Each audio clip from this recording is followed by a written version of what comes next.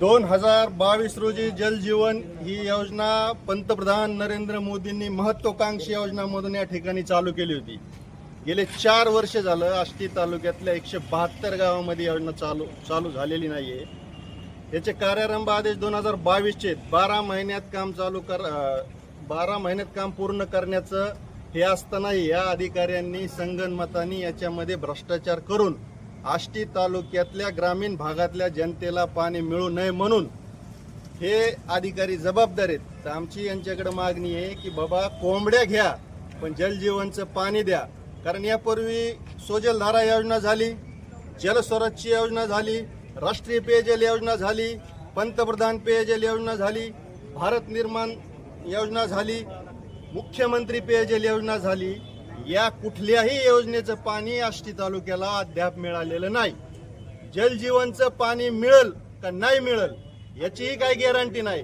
म्हणून आमची आता सध्या ह्या पाणी पुरवठ्याच्या अधिकाऱ्याला कोंबडी देऊन विनंती आहे की बा जलजीवनचं पाणी द्या।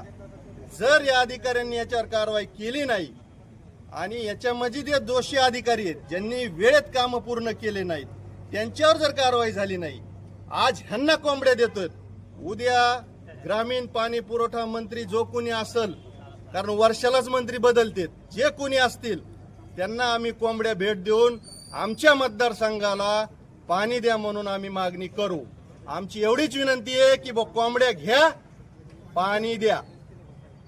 महाराष्ट्र नवनिर्माण सेनाचा बहुतांशी ठिकाणी अधिकाऱ्यांना पार्ट्या चिरीमिरी घेतल्याशिवाय काम होत नाहीत। त्याच्यामुळं आज या ठिकाणी कोंबडी भेट देऊन आम्ही त्यांना विनंती केली। जर ही विनंती त्यांना मान्य नाही झाली तर याच्यानंतरचं पुढचं आंदोलन ह्याच्यापेक्षा वेगळं असेल, याची त्यांनी गांभीर्याने दखल घ्यावी।